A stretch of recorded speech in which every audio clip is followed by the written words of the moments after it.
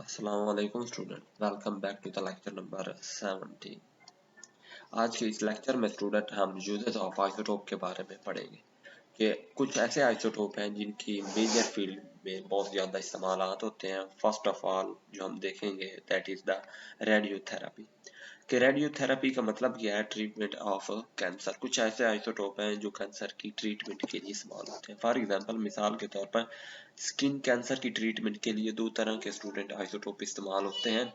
उनके इलाज के लिए फास्फोरस 32 और सोडियम 19 ये हमारे पास क्यों इस्तेमाल होते हैं स्किन की ट्रीटमेंट के लिए, स्किन कैंसर की ट्रीटमेंट के लिए? क्योंकि ये लेस बीटा रेडिएशन होते हैं, क्योंकि ये लेस पेनिट्रेटिंग बीटा रेडिएशन होते हैं, क्योंकि ये स्किन के ऊपर जो है वो इन्होंने जो है वो रेज गिरानी होती है, तो इस वजह से जो है वो हमारे पास लेस पेनिट्रेटिंग बीटा रेडिएशन वाले आइसोटोप इस्तेमाल करते हैं for the treatment of skin cancer. जहाँ तक स्टूडेंट क्लियर है? फॉर एग्जाम्पल, मिसाल के तौर पर cobalt 16 for the cancer, body के अंदर कैंसर हो गया तो उसके लिए हमारे पास कोबाल्ट 16 आइसोटोप इस्तेमाल करेंगे। क्यों? क्योंकि ये स्ट्रॉन्गली पेनिट्रेटिंग गैमा रेज पर मुश्तमिल होता है और बॉडी के अंदर जाके जो अब रेज ने गिरना होता है तो वो स्ट्रॉन्ग होनी चाहिए कैंसर को रिमूव करने के लिए। ठीक है स्टूडेंट, यहाँ तक क्लियर है? आगे दूसरा है tracer for the diagnosis and medicine. कुछ ऐसे आइसोटोप हैं स्टूडेंट जो हमारे पास किसी भी बीमारी की तशखीस और बतौर मेडिसन के तौर पर इस्तेमाल होते हैं। कुछ ऐसे रेडियो एक्टिव आइसोटोप हैं जो इंसानी जिस्म के अंदर ट्यूमर मतलब रसौली की तशखीस करने के लिए इस्तेमाल होते हैं, पता चलाने के लिए इस्तेमाल होते हैं कि इंसान को कौन सी बीमारी। ठीक है, for example isotope of iodine 131 जो है वो हमारे पास यूज होता है diagnosis of gutter in thyroid gland, मतलब थायराइड ग्लैंड में गाढ़ की बीमारी की तशखीस के लिए आइसोटोप 131 इस्तेमाल करते हैं कि इंसान को गाढ़ थायराइड ग्लैंड में गटर गाढ़ की बीमारी है तो उसके लिए हम कौन सा आइसोटोप इस्तेमाल करते हैं? 131। ठीक है student, for example that is the picture of the thyroid gland.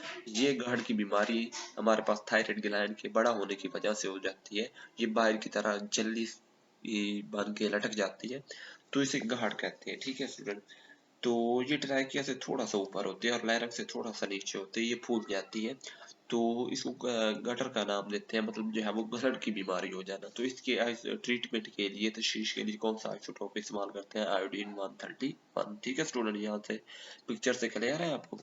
आगे नेक्स्ट है पिक्चर ऑफ आयोडीन आइसोटोप 131। जहाँ तक मैंने आप लोगों को पिक्चर इस वजह से दिखाई कि आप लोगों का कंसेप्ट क्लियर हो जाए। आगे है तीसरा जो यूज है आइसोटोप का, archaeological and geological uses.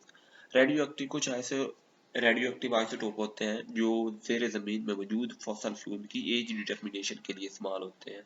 For example, कौन से fossil fuel? Like dead plant, animals and stone, जो पहले चंद सालों पहले जो है वो ज़ेरे ज़मीन दफन हुए थे, उनकी एज डिटर्मिनेशन के लिए हमारे पास कुछ रेडियो एक्टिव आइसोटोप इस्तेमाल होते हैं जिनको हम रेडियो एक्टिव आइसोटोप डेटिंग का नाम देते हैं। रेडियो एक्टिव आइसोटोप डेटिंग की तारीख कैसे होगी? The age determination of very old object based on the half life of the radio active isotope, that is called as the radio active isotope dating. For example, carbon 14 जो isotope है ये carbon की as determination के लिए इस्तेमाल होता है। For example, मिसाल के तौर पर, an important method of age determination of old carbon containing objects, मतलब फॉसल फ्यूल, उसमें डेड प्लांट, एनिमल्स और स्टोन हो सकते हैं, by measuring the radio activity of carbon 14 in them. इसमें कार्बन 14 जो आइसोटोप है उनकी हमारे पास एज डिटर्मिनेशन के लिए इस्तेमाल होता है कार्बन की, that is called as the radio carbon dating या कार्बन डेटिंग, इसको सिंपली कह सकते हैं। ये बहुत दफा शॉर्ट क्वेश्चन आया हुआ स्टूडेंट और इसके ऊपर नोट भी आया हुआ। क्लियर है जहाँ तक स्टूडेंट?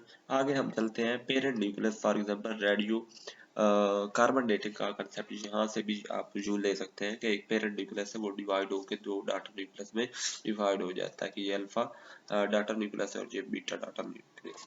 तो इस तरह जो है वो हमारे पास एक कार्बन की जो है वो अगर कार्बन डेटिंग मालूम करनी हो तो जीरो, जब उसकी कार्बन में परसेंटेज थी वो जीरो एज पे 100% थी, और जब उसको 5,730 साल गुजरे तो वो 50% रहेगी, और जब उसको 11,460 साल गुजरे तो वो 25% रहेगी, और जब उसको 17,190 साल गुजरे तो वो 12.5% रहेगी। That is the carbon dating.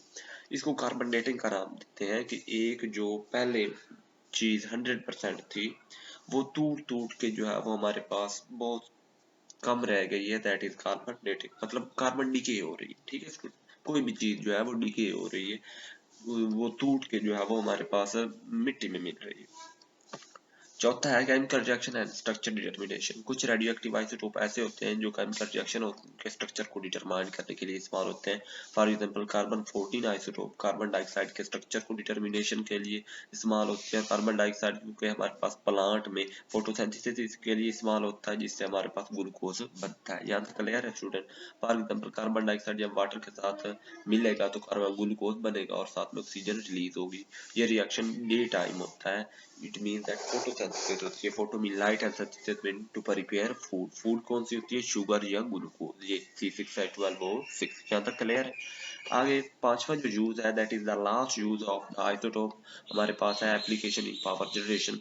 कुछ रेडियो एक्टिव आइसोटोप ऐसे होते हैं जो हमारे पास जिनका न्यूक्लियर रिएक्टर मतलब एक चैम्बर में न्यूक्लियर फ्यूजन रिएक्शन करवा के इलेक्ट्रिसिटी जनरेट की जाती है। ठीक है स्टूडेंट, के radio active isotopes are used to generate electricity by carrying out control nuclear fusion reaction in nuclear reactor. Nuclear reactor एक चैम्बर होता है जिसमें न्यूक्लियर फ्यूजन रिएक्शन करवाया जाता है। एक जो हल्का सा आइसोटोप होता है वो बहुत बड़े आइसोटोप पे गिराया जाता है न्यूक्लियर रिएक्टर में और उससे न्यूक्लियर फ्यूजन रिएक्शन होता है।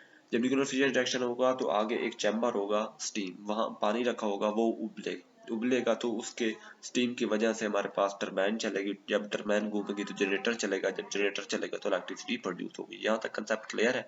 फॉर एग्जाम्पल मिसाल के तौर पर यूरेनियम आइसोटोप जब हम बम्बार्ड करते हैं न्यूट्रॉन के ऊपर, स्लोली मूविंग न्यूट्रॉन के ऊपर, तो यूरेनियम का न्यूक्लियस ब्रेकअप हो जाता है दो पार्ट में, बेरियम 139 में और क्रिप्टॉन 194 में, और 3 न्यूट्रॉन उससे रिलीज होते हैं। आइए रिएक्शन को तरफ देख लेते हैं कि ये एक स्लोली मूविंग न्यूट्रॉन के ऊपर जब यूरेनियम दो हाईली न्यूक्लियस यूरेनियम इसके ऊपर बम्बार्ड करवाएंगे तो वो दो में जो है वो ब्रेक डाउन होगा, बेरियम और क्रिप्टॉन, और 3 न्यूट्रॉन रिलीज होंगे और साथ में हमारे पास कुछ एनर्जी भी रिलीज होगी। और ये जो एनर्जी होती है इससे हमारे पास इलेक्ट्रिसिटी प्रोड्यूस होती है। फॉर एग्जाम्पल ये एक जो है वो हमारे पास न्यूट्रॉन था, जब इसको हैवी न्यूक्लियस यूरेनियम के ऊपर गिराया तो इससे 3 जो है वो हमारे पास न्यूट्रॉन रिलीज हुए, ये 3, और हमारे पास दो तरह के हमारे पास आइसोटोप जो है वो इससे ब्रेक डाउन हुए, बेरियम और क्रिप्टॉन। यहाँ तक क्लियर है स्टूडेंट? आगे है divorcement of nation. A large amount of energy is release. A large amount of energy जो है वो रिलीज हुई है which is use to convert the water into the steam. मतलब ज्यादा अमाउंट ऑफ एनर्जी जो रिलीज हुई है वो हमारे पास वाटर को स्टीम में उसने भाप में कन्वर्ट कर दिया है इन द बॉयलर में। स्टीम ने फिर क्या किया, टरबाइन को चलाया है जिससे हमारे पास इलेक्ट्रिसिटी पैदा हुई है। This is the peaceful use of the atomic energy for the development of nation. इस तरह से ये जो एनर्जी पैदा होती है वो कौम की भलाई के लिए, क्योंकि हमारे पास न्यूक्लियर रिएक्टर में न्यूक्लियर फ्यूजन रिएक्शन करवाएंगे और न्यूक्लियर फ्यूजन रिएक्शन जब होगा तो उससे हमारे पास स्टीम भाप बनेगा, पानी, और भाप, जब पानी भाप बनेगा तो टरबाइन चलेगी, जब टरबाइन चलेगी तो जनरेटर को चलेगा, जनरेटर से इलेक्ट्रिसिटी पैदा होगी, तो जब इलेक्ट्रिसिटी पैदा होगी तो नेशन को इससे फायदा होगा। That is overall lecture student. मिलते हैं नेक्स्ट वीडियो के साथ, तब तक अपना ख्याल रखिए।